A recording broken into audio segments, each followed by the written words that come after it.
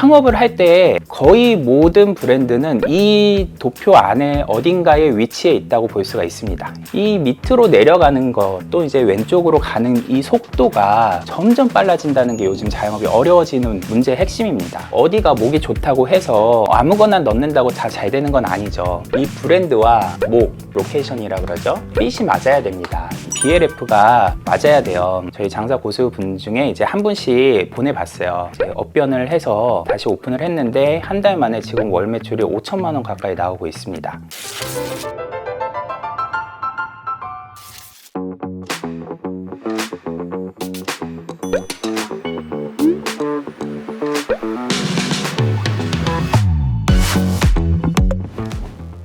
안녕하세요, 창토의 노승욱입니다. 요즘 자영업 너무 어렵다는 얘기 많이 하시죠? 또 그러면서 한편으로는 트렌드가 너무 빨리 바뀐다, 종잡을 수가 없다, 이런 얘기도 많이 합니다. 그래서 오늘 이 자영업 시장의 지금 흐름이 어떻게 흘러가고 있는지를 하나의 도식으로 좀 만들어 봤습니다. 그래서 어떻게 대응해야 되는지도 이 도식으로 좀 설명할 수 있을 것 같아서 한번 설명을 드려보려 합니다.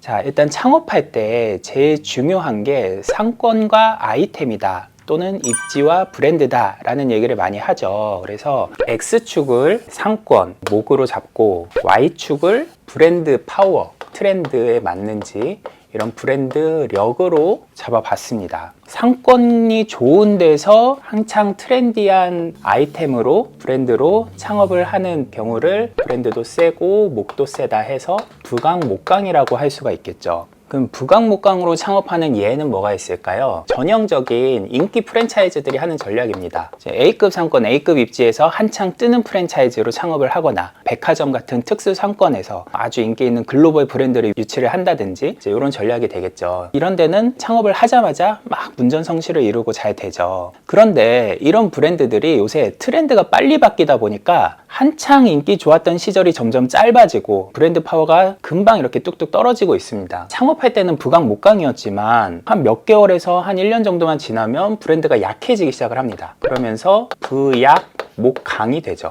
이런 사례는 한물간 프랜차이즈들이 목 좋은 곳에 남아 있어서 매출은 떨어지는데 월세는 계속 비싸서 점점 적자로 가는 가게들이 폐업을 하게 되겠죠. 그리고 또 반대편에서는 브랜드는 강한데 목이 안 좋은 곳에서 창업을 하는 사례들도 있겠죠.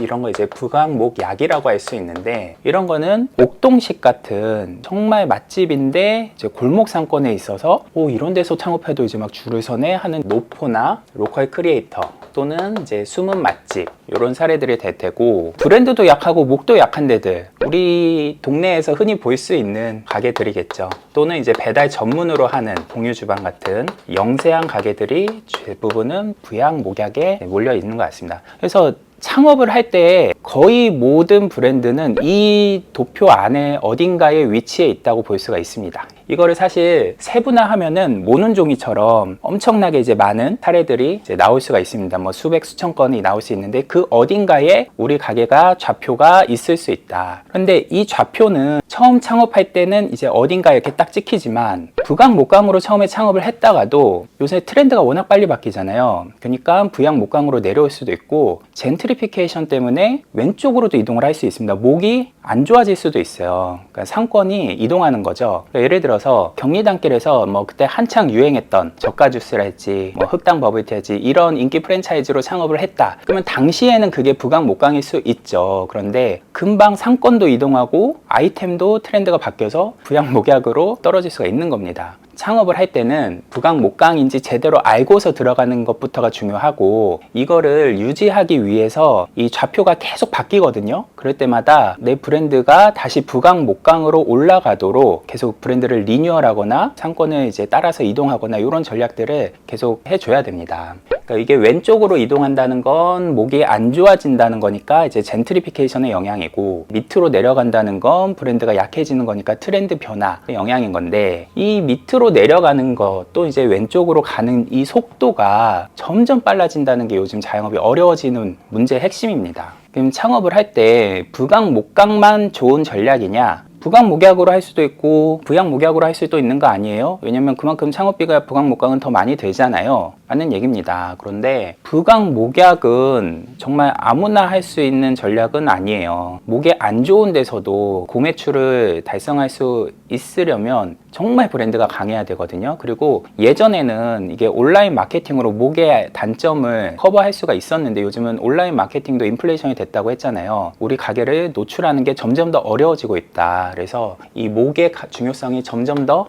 중요해지고 있기 때문에 요즘 장사 고수들은 부강목약이라는 전략은 잘 안 씁니다. 처음부터 그냥 돈을 더 쓰더라도 부강목강으로 처음부터 들어가는 게 중요하다. 그리고 트렌드가 빨리 바뀌고 있으니까 이 부양목강이 된 경우에는 자기 브랜드를 자기가 리뉴얼하는 리브랜딩 또는 이제 업종 변경을 자주 하고 있습니다. 지난번에 제가 인터뷰했던 그 원조 부안집의 신근식 대표 같은 경우는 원조 부안집으로 자기가 창업한 직영점 브랜드를 자기가 새로 창업한 양은이네로 리브랜딩을 하고 업종 변경을 하고 있습니다. 점포도 수명 주기가 점점 짧아지고 있다. 생애 주기가 점점 짧아지고 있어서 계속 리브랜딩 리뉴얼을 해줘야 된다. 저희 창톡에서 상담받으신 한 자영업자 사장님의 사례인데요. 이분이 자기가 이제 부강목강이다 생각을 하고서 창업을 하셨어요. 서울 중랑구에서 곰탕이랑 냉면을 같이 파는 사장님이었는데 개인 브랜드였습니다. 근데 창업을 하고서 보니까 생각보다 매출이 안 나오더라. 알고 보니까 부양목강이더라. 해서 저희 장사 고수분들한테 5번 저희가 이제 무료로 상담을 연결해 드렸는데요. 고수들이 이거를 봤을 때 부양목강을 부강목강으로 하려면 업종 변경 밖에는 답이 없다라고 공통적으로 솔루션을 주셨어요. 그래서 이분이 그러면 저희 고수 브랜드로 업종 변경을 하고 싶은데 이 목에 맞는 브랜드는 어떤 건지 우리 고수 브랜드를 추천해 달라고 하시더라고요. 그러니까 이것도 중요하거든요. 어디가 목이 좋다고 해서 아무거나 넣는다고 다 잘 되는 건 아니죠. 이 브랜드와 목, 로케이션이라 그러죠. 핏이 맞아야 됩니다.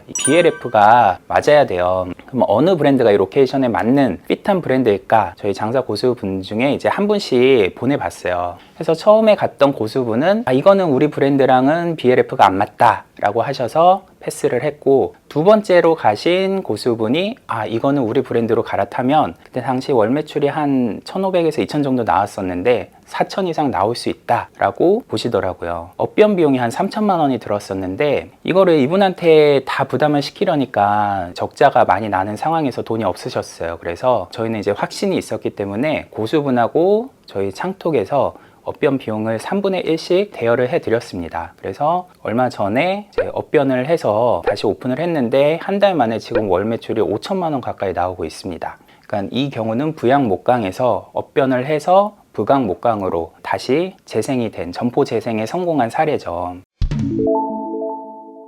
우리 가게의 BLF는 어디쯤에 위치해 있는가? 그리고 이게 1년 전, 6개월 전과 비교해서 어떻게 이동하고 있는가? 앞으로 6개월 뒤에는 또 어디로 이동할 것인가? 한번 분석해 보시고 부강목강으로 다시 이동하기 위해서, 되돌아가기 위해서는 어떻게 해야 되는가? 어떻게 우리 브랜드를 리브랜딩 해야 되는지까지도 고민을 해 보시면 좋을 것 같습니다. 오늘 영상 여기까지 하겠습니다. 감사합니다.